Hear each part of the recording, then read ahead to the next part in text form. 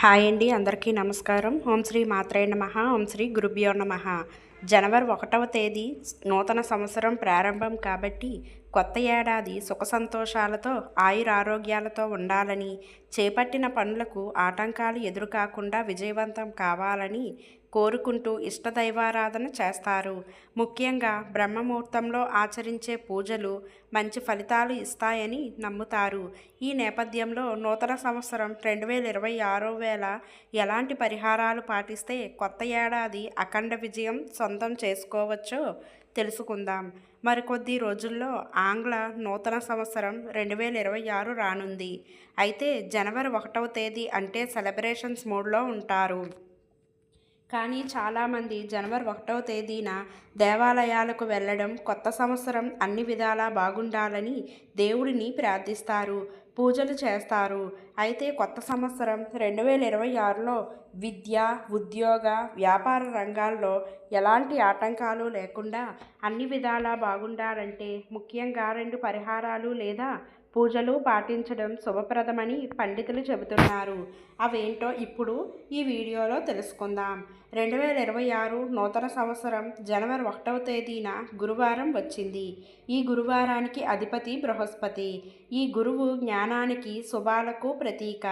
ఈ గురువారం శ్రీ మహావిష్ణువు, సాయిబాబా, దత్తాత్రేయ స్వామి, రాఘవేంద్ర స్వామికి అంకితం చేయబడిన రోజు. ఇక జ్యోతిష్య శాస్త్రం ప్రకారం గురువుకు అధిష్టాన దైవం దక్షిణామూర్తి. కాబట్టి కొత్త ఏడాది 2026 జనవరి 1వ తేదీన గురువారం రోజున వచ్చింది. కాబట్టి పైన తెలిపిన దేవుళ్ళలో మీకు ఇష్టమైన వారికి పూజ చేయడం శుభప్రదం. అయితే పూజ వీలైనంత ఉదయాన్నే చేయడం, కుదరకపోతే 10 గంటల్లోపు ముగించడం మంచిది.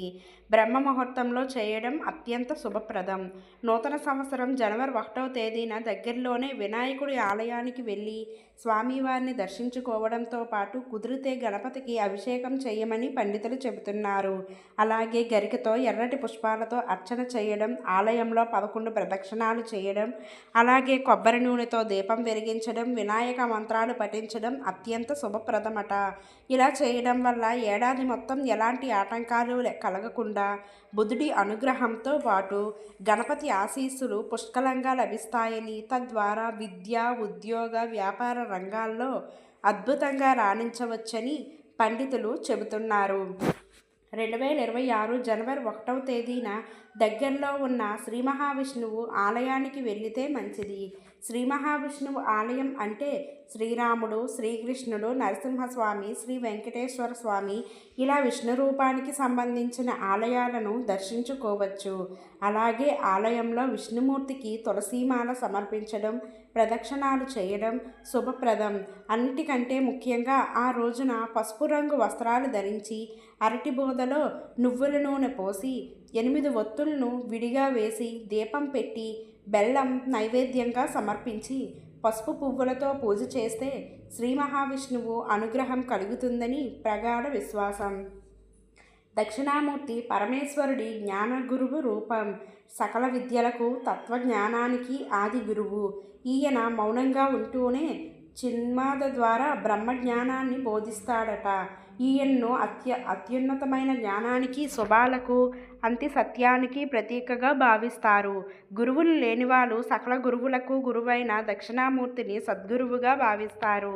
ఈయన్ను పూజించడం వల్ల అజ్ఞానం తొలగి బుద్ధి వికసించి ఏకాగ్రత పెరుగుతుందని పండితులు చెబుతున్నారు.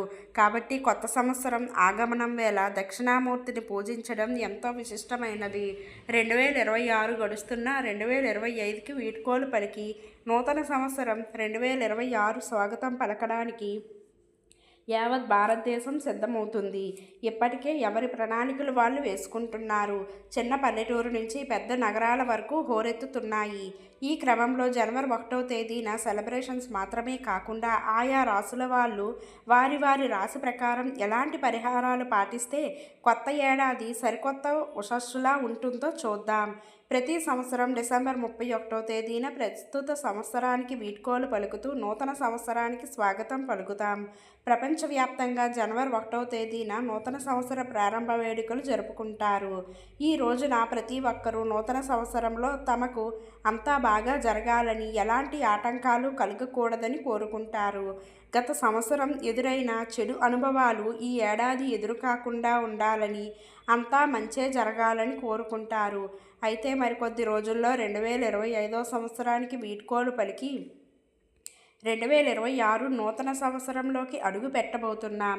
ఈ క్రమంలో రాబోయే కొత్త ఏడాది ఎలాంటి ఆటంకాలు, సవాళ్లు ఎదురు కాకుండా ఆయా రాశి ప్రకారం పాటించాల్సిన పరిహారాలు ఏంటో ఇప్పుడు తెలుసుకుందాం. ఈ మేషరాశి అధిపతి కుజుడు. కొత్త ఏడాది 2026 జనవరి 1వ తేదీన ఈ మేషరాశి వాళ్ళు ఎర్రటి పుష్పాలతో ఆంజనేయ స్వామిని పూజించడం మంచిది. అలాగే హనుమాన్ చాలీసా పఠించడం శుభప్రదం. ఈ రాశికి శుక్రుడు అధిపతి.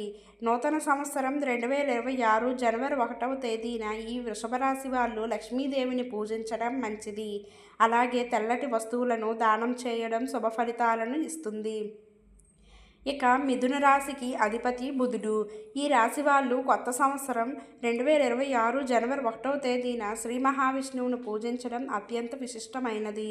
అలాగే పేద పిల్లలకు పుస్తకాలు, పెన్నులు దానం చేయడం మంచిది. ఇక కర్కాటక రాశి. ఈ కర్కాటక రాశికి అధిపతి చంద్రుడు. ఈ రాశి వాళ్ళు కొత్త సంవత్సరం 2026 జనవరి 1వ తేదీన శివుడిని పూజించడం, పాలతో అభిషేకం చేయడం శుభ ఫలితాలను ఇస్తుంది. ఇక సింహరాశి. ఈ సింహరాశికి అధిపతి సూర్యుడు. ఈ సింహరాశి వాళ్ళు కొత్త సంవత్సరం 2026 జనవరి 1వ తేదీన సూర్యుడికి పూజ చేయడం, ఆర్ఘ్యం సమర్పించడం, దాన ధర్మాలు చేయడం మంచి ఫలితాలను ఇస్తుంది. ఇక కన్యారాశి. ఈ కన్యారాశి వారికి అధిపతి బుధుడు. ఈ రాశి వాళ్ళు నూతన సంవత్సరం 2026 జనవరి 1వ తేదీన వినాయకుడిని పూజించడం అత్యంత విశిష్టమైనది. అలాగే ఈ రాశి వాళ్ళు కొత్త ఏడాది వేళ పచ్చని వస్తువులు, కూరగాయలు వంటివి దానం చేయడం మంచి ఫలితాలను ఇస్తుంది. ఇక తులారాశి. ఈ తులారాశి వారికి అధిపతి శుక్రుడు. ఈ తులారాశి వాళ్ళు నూతన సంవత్సరం 2026 జనవరి 1వ తేదీన లక్ష్మీదేవిని పూజించడం అత్యంత శుభప్రదం. అలాగే ఈ రాశి వాళ్ళు ఆ రోజున తెల్లటి వస్త్రాలు దానం చేయడం మంచిది. ఇక వృశ్చిక రాశి. ఈ వృశ్చిక రాశి వారికి అధిపతి కుజుడు. ఈ వృశ్చిక రాశి వాళ్ళు న్యూ ఇయర్ 2026 జనవరి 1వ తేదీన హనుమంతుడిని పూజించాలి. అలాగే ఈ రోజున ఎర్రటి పప్పు, ఎర్రటి వస్తువులు దానం చేయడం శుభప్రదంగా చెప్పవచ్చు. ఇక ధనస్సు రాశి. ఈ ధనస్సు రాశి వారికి అధిపతి గురువు. ఇది ధనస్సు రాశి వాళ్ళు ఈ రాశి వాళ్ళు కొత్త ఏడాది 2026 జనవరి 1వ తేదీన గురువును, శ్రీ మహావిష్ణువును పూజించడం వల్ల శుభ ఫలితాలు కలుగుతాయి. ఇక మకర రాశి. ఈ మకర రాశి వారికి అధిపతి శని. ఈ మకర రాశి వాళ్ళు న్యూ ఇయర్ 2026 జనవరి 1వ తేదీన శనిదేవుడిని పూజించాలి. అలాగే నల్ల నువ్వులు, బెల్లం దానం చేయడం వల్ల అత్యంత శుభ ఫలితాలు కలుగుతాయి.